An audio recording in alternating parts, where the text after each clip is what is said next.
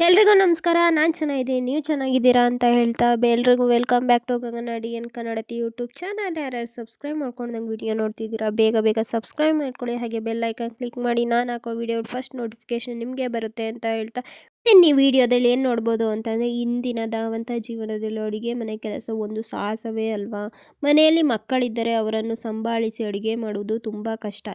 ಅಂಥದ್ರಲ್ಲಿ ನಾವು ಅಡುಗೆ ಮಾಡೋದಕ್ಕೆ ನಾವು ಟೈಮ್ನ ಹೇಗೆ ಸೇವ್ ಮಾಡೋದು ಅನ್ನೋದು ಈ ವಿಡಿಯೋದಲ್ಲಿ ತೋರಿಸ್ತೀನಿ. ಕೊನೆವರೆಗೂ ನೋಡಿ, ವಿಡಿಯೋ ಸ್ಕಿಪ್ ಮಾಡಬೇಡಿ ಅಂತ ಹೇಳ್ತಾ ಬನ್ನಿ ವಿಡಿಯೋ ಸ್ಟಾರ್ಟ್ ಮಾಡೋಣ. ಹಾಗೆ ಹೆಣ್ಮಕ್ಳು ಎಷ್ಟೇ ಕಲಿತಾರೋ ಕೈಯಲ್ಲಿ ಸೌಟು ಹಿಡಿಯುವುದು ತಪ್ಪಲ್ಲ. ಒಂದಲ್ಲ ಒಂದು ಹಂತದಲ್ಲಿ ಅಡುಗೆ ಮನೆ ಆಕೆಯ ಸಾಮ್ರಾಜ್ಯವೇ. ಇಂದು ಹೆಚ್ಚಿನ ಮಹಿಳೆಯರು ಉದ್ಯೋಗದಲ್ಲಿರುವವರೇ. ನಿತ್ಯ ಕೆಲಸಕ್ಕೆ ತೆರಳುವ ಮಹಿಳೆಯರಿಗೆ ಅಡುಗೆ ಮನೆ ಕೆಲಸ ನಿಭಾಯಿಸುವುದು ಕೆಲವೊಂದು ಸರಳ ಟಿಪ್ಸ್ಗಳು ಇಲ್ಲಿವೆ. ಇದರಿಂದ ನಿಮ್ಮ ಸಹಾಯ ಹಾಗೂ ಶಕ್ತಿ ಎರಡೂ ಉಳಿಯುತ್ತದೆ. ಫಸ್ಟ್ ಒನ್, ಆಲೂಗೆಡ್ಡೆ ಸಿಪ್ಪೆಯನ್ನು ಬೇಗ ತೆಗೆಯಲು ಕುದಿಸುವಾಗ ಅದಕ್ಕೆ ಸ್ವಲ್ಪ ಉಪ್ಪು ಸೇರಿಸಿದರೆ ಆಲೂಗೆಡ್ಡೆಯ ಸಿಪ್ಪೆಯನ್ನು ಬಹಳ ಸುಲಭವಾಗಿ ತೆಗೆಯಬಹುದು. ಕಾಳುಗಳು ಮತ್ತು ಬೇಳೆಗಳು ಬೇಯಲು ಬಹಳ ಸಮಯ ತೆಗೆದುಕೊಳ್ಳುತ್ತದೆ. ಆದ್ದರಿಂದ ಬಳಸುವ ಮುನ್ನ ಬೇಳೆ ಅಥವಾ ಕಾಳುಗಳನ್ನು ನೆನೆಸಿ ನಂತರ ಬೇಯಿಸಿದರೆ ಬೇಗ ಬೇಯುತ್ತದೆ. ಅತಿ ಸುಲಭ, ಅಕ್ಕಿಯನ್ನು ಮೃದುವಾಗಿಸಲು ಅಡುಗೆ ಮಾಡುವಾಗ ಎಣ್ಣೆ ಅಥವಾ ತುಪ್ಪವನ್ನು ಸೇರಿಸಬೇಕು. ಇದರಿಂದ ಅಕ್ಕಿ ಬೇಗನೆ ಬೇಯುವ ಜೊತೆಗೆ ಉತ್ತಮ ರುಚಿಯನ್ನು ನೀಡುತ್ತದೆ.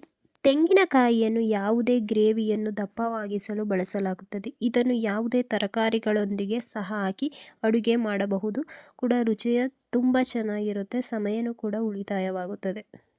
ಕೆಲವೊಮ್ಮೆ ಪಾಯಸ ಮಾಡಬೇಕಾದ್ರೆ ಹಾಲು ಬೇಗ ಕಾಯ್ತಿರಲ್ಲ, ಹಾಗೆಯೇ ಗಟ್ಟಿ ಬರ್ತಿರಲ್ಲ. ಇದಕ್ಕೆಲ್ಲ ಏನು ಒಳ್ಳೆ ಟಿಪ್ಸ್ ಅಂತಂದರೆ, ಪಾಯಸ ಮಾಡಬೇಕಾದ್ರೆ ಹಾಲು ದಪ್ಪವಾಗಿಸಲು ಬಹಳ ಸಮಯ ತೆಗೆದುಕೊಳ್ಳುತ್ತದೆ ಪ್ರತಿ ಸಾರಿ. ಇಂತಹ ಸಂದರ್ಭದಲ್ಲಿ ಹಾಲಿನ ಪುಡಿ ಯೂಸ್ ಮಾಡೋದ್ರಿಂದ ಬೇಗ ಪಾಯಸ ಕೂಡ ಮಾಡ್ಬೋದು, ಸಮಯನೂ ಕೂಡ ಸೇವ್ ಮಾಡ್ಬೋದು. ಜೇನುತುಪ್ಪವನ್ನು ಫ್ರಿಡ್ಜ್ನಲ್ಲಿಟ್ಟರೆ ಗಟ್ಟಿಯಾಗುತ್ತದೆ, ಬದಲಾಗಿ ತಂಪಾದ ಸ್ಥಳದಲ್ಲಿ ಇಟ್ಟರೆ ಗಟ್ಟಿಯಾಗುವುದಿಲ್ಲ.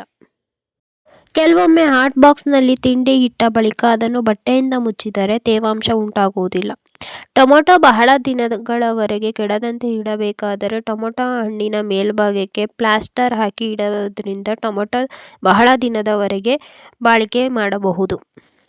ಉಪ್ಪು ನೀರು ಬಿಟ್ಕೊತಿದೆ ಅನ್ನೋದಕ್ಕೆಲ್ಲ ಒಂದು ಸೊಲ್ಯೂಷನ್ ಅಂದರೆ, ಉಪ್ಪಿನ ಡಬ್ಬದಲ್ಲಿ 2-3 ಒಣಮೆಣಸಿನ್ಕಾಯಿ ಹಾಕೋದ್ರಿಂದ ಉಪ್ಪು ನೀರು ಬಿಡೋದಿಲ್ಲ, ಹಾಗೆ ಬಹಳ ದಿನದವರೆಗೆ ಯೂಸ್ ಮಾಡ್ಬೋದು. ಬೆಳ್ಳುಳ್ಳಿಯನ್ನು ಹೆಚ್ಚದೆ ನಂತರ ಕೈ ಅದೇ ವಾಸನೆ ಬರುತ್ತಿದ್ದರೆ ಒಂದು ಪ್ಲೇಟ್ಗೆ ಕೈಯನ್ನು ರಬ್ ಮಾಡಿದರೆ ಬೆಳ್ಳುಳ್ಳಿಯ ಹಸಿ ವಾಸನೆ ಹೋಗುತ್ತದೆ. ತೆಂಗಿನಕಾಯಿ ಒಡೆದ ಬಳಿಕ ಅದಕ್ಕೆ ಸ್ವಲ್ಪ ಉಪ್ಪು ಸವರಿ ಇಟ್ಟರೆ ಕೆಲ ದಿನಗಳವರೆಗೆ ಕೆಡುವುದಿಲ್ಲ. ನೀರನ್ನು ಕುದಿಸುವಾಗ ಪಾತ್ರೆಯನ್ನು ಮುಚ್ಚಿರಿ, ಇದರಿಂದ ನೀರು ಬೇಗನೆ ಬಿಸಿಯಾಗುತ್ತದೆ. ಆಹಾರ ಅಂಟಿಕೊಳ್ಳದಂತೆ ಸ್ಟೇನ್ಲೆಸ್ ಸ್ಟೀಲ್ ಕುಕ್ಕರ್ ವೇರನ್ನು ಸರಿಯಾಗಿ ಬಳಸೋದ್ರಿಂದ ಆಹಾರ ಅಂಟಿಕೊಳ್ಳುವುದಿಲ್ಲ. ಹಸಿ ಮೆಣಸಿನಕಾಯಿಯನ್ನು ಕತ್ತರಿಸಲು ಕತ್ತರಿಯನ್ನು ಯೂಸ್ ಮಾಡೋದ್ರಿಂದ ಕೈ ಉರಿಯುವುದನ್ನು ತಪ್ಪಿಸಬಹುದು. ಶುಂಠಿ ಕ್ಲೀನ್ ಮಾಡೋದು ತುಂಬ ಕಷ್ಟ. ಮಣ್ಣಿರುತ್ತೆ, ಚಾಕು ಯೂಸ್ ಮಾಡಿಕೊಂಡು ಕ್ಲೀನ್ ಮಾಡ್ತಿರ್ತೀವಿ, ಅದರಿಂದ ತುಂಬ ಶುಂಠಿ ವೇಸ್ಟ್ ಆಗ್ತಿರುತ್ತೆ. ಅದರಿಂದ ಚಮಚ ಬಳಸಿ ಶುಂಠಿಯ ಸಿಪ್ಪೆಯನ್ನು ತೆಗೆದರೆ ಆ ಕೆಲಸ ಸುಲಭವಾಗುತ್ತದೆ, ಬೇಗನೆ ಕೂಡ ಆಗುತ್ತದೆ. ಸಕ್ಕರೆ ಡಬ್ಬಿಯಲ್ಲಿ 3-4 ಲವಂಗ ಕಾಳುಗಳನ್ನು ಹಾಕಿ ಇಟ್ಟರೆ ಆ ಡಬ್ಬಕ್ಕೆ ಇರುವೆಗಳು ಬರೋದಿಲ್ಲ.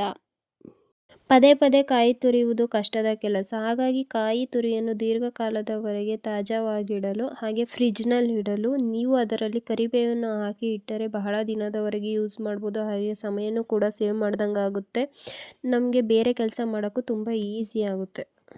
ನಾವು ದಿನನಿತ್ಯದ ಪ್ರತಿದಿನ ಹಾಲು ಉಕ್ಕಿಸ್ತಾನೆ ಇರ್ತೀವಿ. ಇದಕ್ಕೆಲ್ಲ ಒಂದು ಸೊಲ್ಯೂಷನ್ ಅಂತ ಅಂದರೆ, ಗ್ಯಾಸ್ ಮತ್ತು ಇತರ ಭಾಗಗಳಲ್ಲಿ ಹಾಲು ಬೀಳುವುದು ಸಹಜ ಅಲ್ವಾ.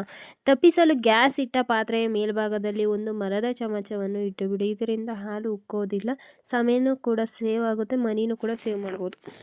ಪ್ಲಾಸ್ಟಿಕ್ ಬಾಕ್ಸು ಹಾಗೆ ಬಾಟಲ್ನ ಎಸೆಯುತ್ತಿದ್ದರೆ ನೀವು ಅದನ್ನು ಡಬ್ಬದ ರೂಪದಲ್ಲಿ ಕೂಡ ಬಳಸಬಹುದು. ಇದನ್ನು ಧಾನ್ಯಗಳನ್ನು ಸಂಗ್ರಹಿಸಲು ಹಾಗೆ ಸಕ್ಕರೆಯನ್ನು ಸಂಗ್ರಹಿಸಲು ಯೂಸ್ ಮಾಡ್ಕೋಬೋದು.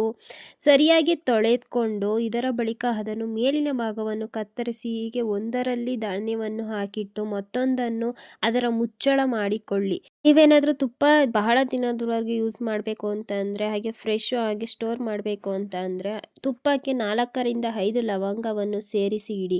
ಹೀಗೆ ಮಾಡೋದ್ರಿಂದ ತುಪ್ಪವು ಬಹಳ ಸಮಯದವರೆಗೆ ಫ್ರೆಶ್ ಆಗಿ ಹಾಗೇ ಇರುತ್ತದೆ ಮತ್ತು ಅದರ ಪರಿಮಳವು ಕೂಡ ಕಡಿಮೆ ಆಗದೆ ಹಾಗೆ ಉಳಿದಿರುತ್ತದೆ. ನಾವು ಪ್ರತಿದಿನ ಅಡುಗೆ ಮಾಡ್ತೀವಿ. ಅಡುಗೆ ಮಾಡೋದು ಸರಿನೇ. ಆದ್ರೇ ಕೆಲವು ಜನರು ಒಂದು ಬಾರಿ ಮಾಡಿದ ಅಡುಗೆಯನ್ನು ಬಿಸಿ ಮಾಡಿ ಮರುದಿನವೂ ಉಪಯೋಗಿಸುತ್ತಾರೆ ಅಥವಾ ತಣ್ಣಗಾಗಿದ್ದರೆ ಎಂದು ಮತ್ತೆ ಮತ್ತೆ ಬಿಸಿ ಮಾಡುತ್ತಾರೆ. ಕೆಲವು ತರಕಾರಿಗಳು, ಆಹಾರಗಳನ್ನು ಈ ರೀತಿ ಪದೇ ಪದೇ ಬಿಸಿ ಮಾಡುವುದರಿಂದ ಆರೋಗ್ಯದ ಮೇಲೆ ಕೆಟ್ಟ ಪರಿಣಾಮಗಳು ಉಂಟಾಗುತ್ತವೆ ಎಂಬುದು ನಿಮಗೆ ತಿಳಿದಿರುವುದು ಉತ್ತಮ. ಎಲ್ರಿಗೂ ಈ ವಿಡಿಯೋ ತುಂಬ ಯೂಸ್ಫುಲ್ ಆಗಿರುತ್ತೆ ಅಂದ್ಕೊಂಡಿರ್ತೀನಿ. ಎಲ್ರಿಗೂ ಇಷ್ಟ ಆಗಿದ್ದರೆ ಲೈಕ್ ಮಾಡಿ, ಶೇರ್ ಮಾಡಿ, ಹಾಗೆ ಕಮೆಂಟ್ ಮಾಡಿ. ನೆಕ್ಸ್ಟ್ ವಿಡಿಯೋದಲ್ಲಿ ಸಿಗ್ತೀನಿ. ಬಾಯ್ ಬಾಯ್.